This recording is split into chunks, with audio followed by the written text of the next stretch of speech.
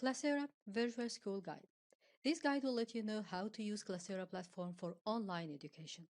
At this point, you probably are familiar with blended learning, where students have normal school days, but using the platform for delivering content, activities, assessments, or marks after the school day. But what is online education? How could you use Classera for online education? What are the best teaching strategies or practices for online education? What are the skills needed to be a professional online teacher? Well, in this guide, I will answer these questions, and in addition, there will be a list of most common frequently asked questions that you can go through and find the right answer for it. Classera tools for online teaching and learning. Before deciding to have an online virtual classroom and going live with your students, there are several other tools that you should utilize first. Number one is the lesson planning and managing content. Setting up your lesson plan, preparing and sharing the enough resources and contents to it is significant to ensure the right online course offering and delivering for your students. Number two is having discussion rooms with the right topics and ask your students to be engaged and participate through those topics so they can search and encourage their self-educational skills through the discussion rooms. Then you can go live with your students through asynchronized online sessions using Classera virtual classrooms. Finally, you can add some assignments or online exams to track the academic progress of your students all the time. This scenario or strategy is called the flipped online classroom, which had been proved to be one of the most successful strategies for online learning and even blended learning. Let's go to the practical steps. Through your homepage, go to the subject that you would like to prepare your lesson, click Manage Content, and start to submit your new lesson and the related resources. Here I will add my new lesson plan. Let's name it Plant Cells. And here I can align my lesson with the standards to keep all my work standardized, and I can track my students' academic progress and engagement level later. If you would like to add any actions or assessments, or you can just attach your lesson plan if it's already exists at your end from this attachment button. Here you can leave any comments for your students and parents regarding classworks, homeworks, or whatever you would like to leave for them in the lesson plan. Here you can publish this lesson with the teaching date. Once you add your lesson, the system directly will allow you to attach or align several types of this is my added lesson. Here I can add videos, course materials, create discussion rooms, either new one, or I can just add a topic to my exist one. Create an online session, adding any number of activities, exams, or other resources. Let's start with video lectures. To add a video lecture, here you can type your title. Here you can choose the resource. It's from YouTube, Vimeo, or you can just attach it from your PC if you already had recorded your video. And here we have to mention that you don't have to rely on having all your lectures live through the virtual classroom. Simply, you can record your lecture by mobile phone, by your laptop, by recording it from a smart board.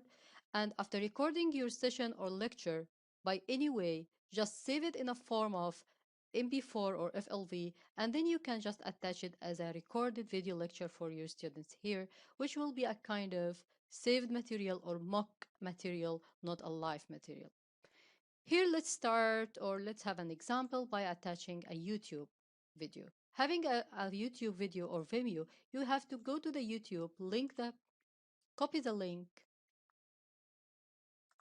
and then paste it here.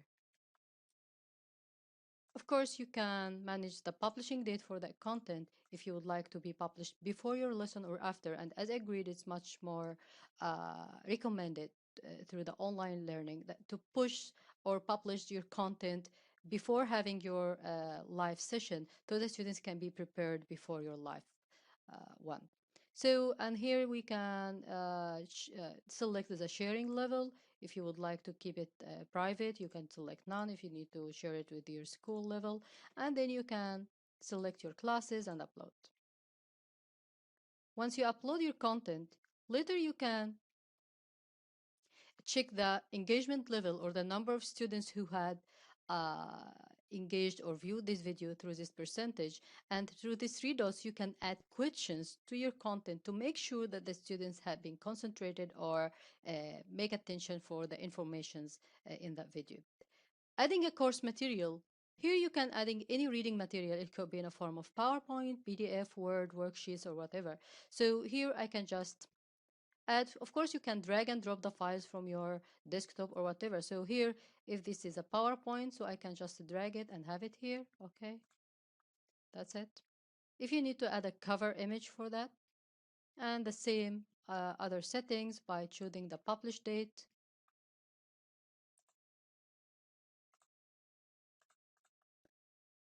And then you can upload title. And then we can upload it.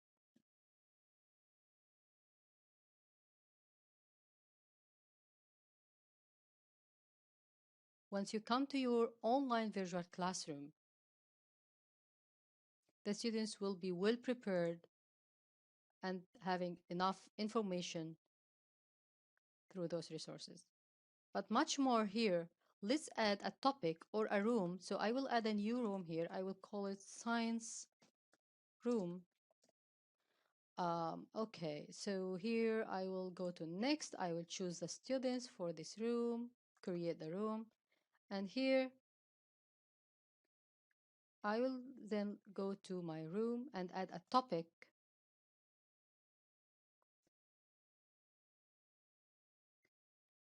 So here I can add a form of, let's add a topic like, and maybe I can add a kind of picture so the students can, let's have this picture.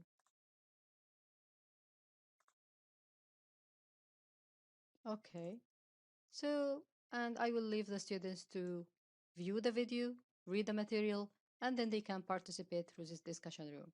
This discussion room, the students actually will be like a WhatsApp group. Actually, they can see each other comments. So, and they will start to name what they can see in this picture and labeling the different parts here.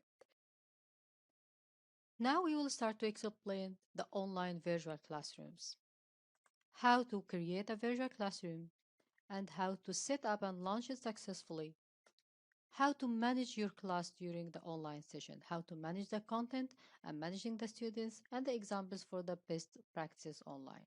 You can go to that subject manage content for any of the courses to share a smart classroom, or you can go to the left side list and go to virtual classrooms to create general one directly. Here you will find the table that's showing your previous sessions, and the first button is letting you adding a new one. Add a title for your lesson. So let's say this is week 16 lesson plans. And here I will choose my science classrooms. The duration, you can choose among 30, 60, or 90 minutes. And then submit. Okay. Once I created my session, to launch it, I will click this I button. Here, if the Flash player is blocked, you have to allow the Flash player on your browser. Make sure that you are using Google Chrome because not all web browsers are supporting Flash player. And if you get this message to allow it, you have to click allow.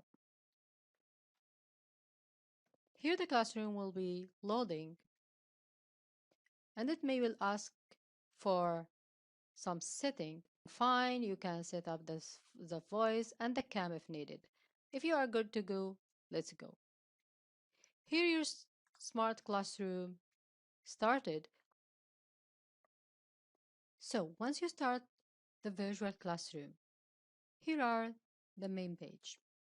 You have the whiteboard, and you can add as many whiteboards as you can. On those whiteboards, you can start to share and upload any type of content, PDFs, videos, PowerPoints, or any material that you may use during the classroom. Please make sure that you attend or go to the classroom before it starts by at least 30 minutes to upload any needed resources, as your students will never keep attention if you wasted your time and the session time on uploading the materials during the session. So start to here on this whiteboard. If you have a touch screen, you can just draw or type or do whatever you need. You can add text editor. You can add some mathematical uh, background papers. You can add some shapes. You can add some emojis if needed, and also you can change the pen color and drag and drop the materials as needed. Also, as mentioned, here you can upload the materials. So here I have my worksheet already uploaded. I can upload some more materials like my PowerPoint here. So once my students start to attend, I will be ready to go through the session and the resources. The students will not be able to attend unless the time here starts. So I still have around 10 minutes to my students to be live with me. Here I have my chat bar. So actually students can start to ask and participate during chatting instead of having all the participation or all the communication through voice or cam.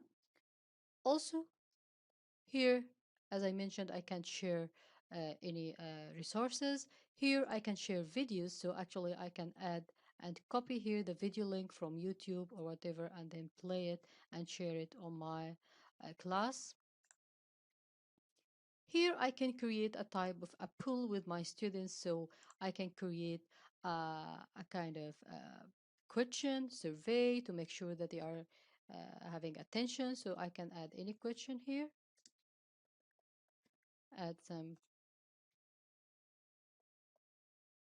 choices. I can add more.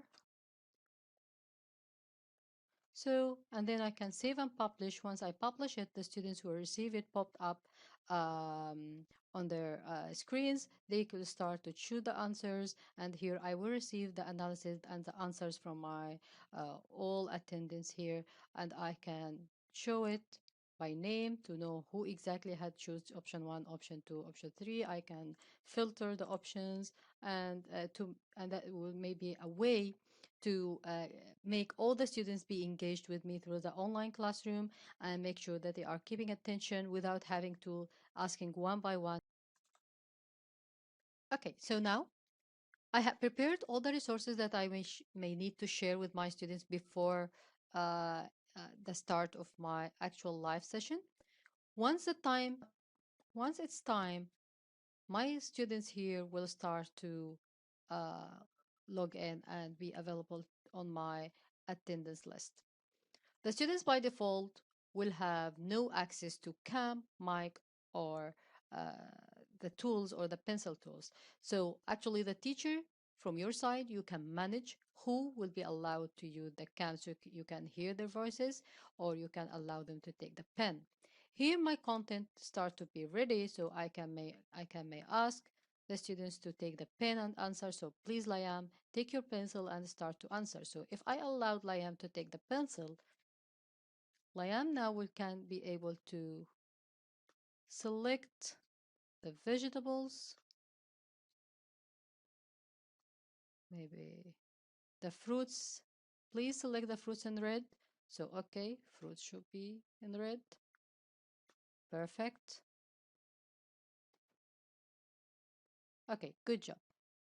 Actually, in that way, The students could be engaged with me on the classroom, and also I can ask them to give me voice feedback.